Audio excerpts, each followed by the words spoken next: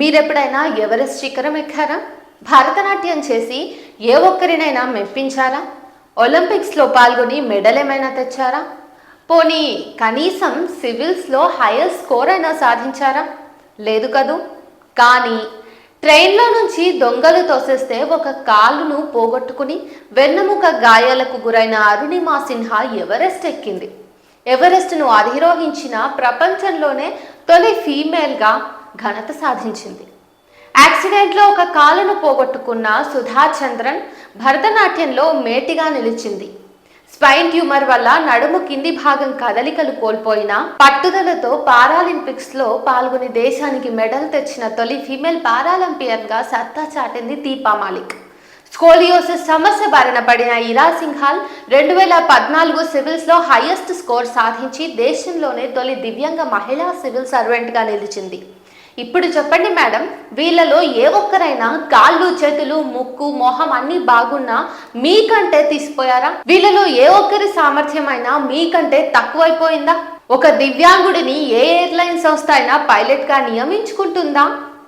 ఒక దివ్యాంగుడు సర్జన్ అయితే మీరు అతడిని నమ్ముతారా అని మీరు అంటున్నారు కదా, నిజమే.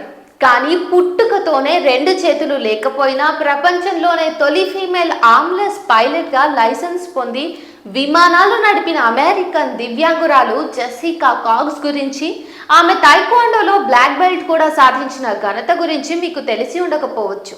చిన్నప్పుడే పోలియో బారిన పడినా కష్టపడి చదివి డాక్టర్ అయ్యి ప్రముఖ సర్జన్గా పేరు పొందిన డాక్టర్ సత్యేంద్ర సింగ్ గురించి, పోలియో బాధితుడైన ప్రముఖ ఆంకాలజిస్ట్గా ఎదిగిన డాక్టర్ సురేష్ హరిరామ్ అద్వానీ గురించి మీకు తెలిసి ఉండకపోవచ్చు. ప్రపంచ ప్రఖ్యాత scientist Stephen Hawking, Louis Braille, Helen Keller వంటి వాళ్ళ గాథలు కూడా మీ కొంచెం మనసుకు తట్టి ఉండకపోవచ్చు. కేంద్ర మంత్రిగా అనేక శాఖలను విజయవంతంగా నిర్వహించి మీలాంటి ఐఏఎస్ ఆఫీసర్లను ఎంతో మందిని ముందుండి నడిపించిన ఉత్తమ పార్లమెంటేరియన్ జైపాల్ రెడ్డి అయినా మీకు గుర్తు రాలేదా? పోలియోతో కాళ్ళు చచ్చిపడిపోయిన తన వాగ్ధాటి అపర మేధస్సుతో దేశంలోనే మేటి నాయకుడిగా ఎదిగిన ఆయన తెలంగాణ కల సాకారానికి కీలక పాత్ర పోషించిన విషయమైన యాదికి రాలేదా మీకు? ఇలా ఒకరు కాదు, ఇద్దరు కాదు, మీకంటే అద్భుతమైన శక్తి సామర్థ్యాలు చాటిన దివ్యాంగులు లక్షలాది మంది ఉన్నారని టీచర్లుగా, లెక్చరర్లుగా, డాక్టర్లుగా, లాయర్లుగా, క్లర్కులుగా, జర్నలిస్టులుగా ఇలా అన్ని రంగాల్లోనూ దివ్యాంగులు రాణిస్తున్నారన్న విషయం కూడా మీకు తెలియకపోవటం ఆశ్చర్యంగా ఉంది. కానీ ఇది చాలా విచారకరం కూడా. ఇంత పెద్ద దేశంలో ఏడాదికి ఒకరో ఇద్దరో దివ్యాంగులు సివిల్ సర్వెంట్లు అయితే ఇంత కడుపుమంటనా మీకు? మీరు రోజు బస్సుల్లో అవస్థలు పడుతూ నడుచుకుంటూ ఫీల్డ్కు వెళ్తున్నారా ఏమైనా? అయినా దివ్యాంగులకు సామర్థ్యం లేదని నిర్ధారించేందుకు ముందు మీరెవరు? విధి వంచితులైన దివ్యాంగులు ప్రతిరోజు ఇంట బయట వీధుల్లో, ఆఫీసుల్లో, బస్సుల్లో, ట్రైన్లలో యుద్ధం చేస్తున్నారు. కాళ్ళు చేతులు ముక్కు ముఖం చక్కగా ఉన్న మనకంటే ఎన్నో రెట్లు ఎక్కువగా కష్టపడుతూ యుద్ధం చేస్తున్నారు. మేడం, ఇంట్లో చిన్న చూపే, బయట చిన్న చూపే, కష్టపడి ఉద్యోగాలు ఉపాధి సంపాదించినా కానీ పెళ్లిళ్ళు కూడా కాకుండా ఒంటరులై వెలివెతుకు గురవుతున్నారు వాళ్ళంతా. దివ్యాంగులు కూడా మనుషులే, వారిని కూడా సమాజంలో భాగస్వాములనుగా చూడాలి మనం. వారిని కూడా సమాజంలో భాగస్వాములను చేయాలన్న సదుద్దేశంతో కొన్ని స్కీమ్లు, రిజర్వేషన్లు ఇస్తే వాటిని అమలు చేయాల్సిన స్థానంలో ఉన్న మీరు ఇలాంటి ప్రకటనలు చేయటం దురదృష్టకరం. ఏ ఉద్యోగానికి ఎలాంటి ఫిట్నెస్ కావాలో నిర్ణయించిన పార్లమెంటు, సుప్రీంకోర్టు కంటే మీకే ఎక్కువ తెలివితేటలు ఉన్నాయనుకోవటం మీ మూర్ఖత్వం madam. The only disability in life is a bad attitude అంటాడు అమెరికాకు చెందిన ప్రఖ్యాత figure skating star Scott Hamilton. శరీరంలో ఏదో ఒక లోపం ఉండటం వైకల్యం కాదు, మంచి వైఖరి లేకపోవటమే అసలైన వైకల్యం అన్నది దీని సారాంశం. ఇంకా నయం మేడం, మీరు యూపీఎస్సీ చైర్మన్ గానో లేదంటే దివ్యాంగుల శాఖ అధిపతిగానో అయ్యుంటే అమ్మో, దివ్యాంగుల పరిస్థితి ఎలా ఉండేదో ఊహించుకుంటుంటేనే ఒళ్ళు జలధరిస్తోంది. క్షమాపణలు చెప్పి తప్పును దిద్దుకోవాల్సింది పోయి ఇంకా మిమ్మల్ని మీరు సమర్థించుకుంటున్నారంటేనే మీకు తత్వం బోధపడలేదని తెలుస్తుంది.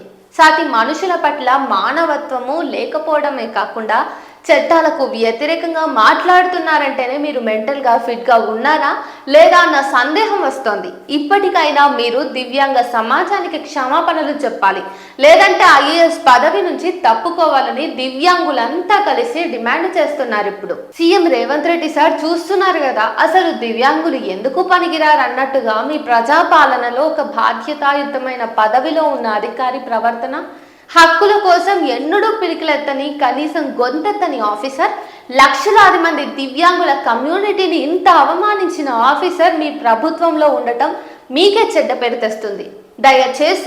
దయచేసి ఆమెపై కఠిన చర్యలు తీసుకుని దివ్యాంగుల సంక్షేమం పట్ల మీ చిత్తశుద్ధిని చాటుకుని వాళ్లకు న్యాయం చేయండి సార్. స్మితా మేడం చదివేస్తే ఉన్నమతి పోయిందనుకున్నట్టుగా ఉన్నత విద్యావంతురాలైన బాధ్యతాయుతమైన ప్రభుత్వ పదవిలో ఉన్న మీరు సామాజిక వెలివేతలను ఎదుర్కొంటూ అడుగడుగునా యుద్ధం చేస్తున్న దివ్యాంగుల గురించి ఇంత చౌకబారు పోస్ట్ పెట్టడం మీ పరిణతిని చెప్పకనే చెప్తోంది.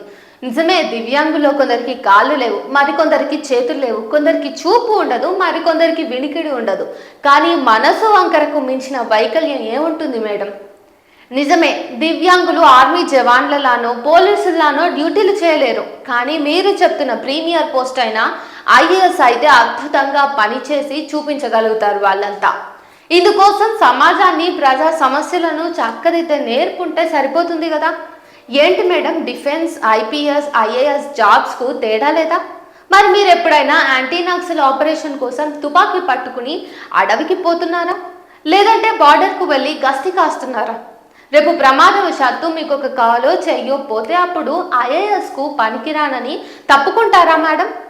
మరీ ఇలా అయితే ఎలా ఆలోచిస్తున్నారు మేడం? మీరు ఇప్పటికీ మించిపోయింది లేదు. వెంటనే దివ్యాంగులందరికీ క్షమాపణ చెప్పండి.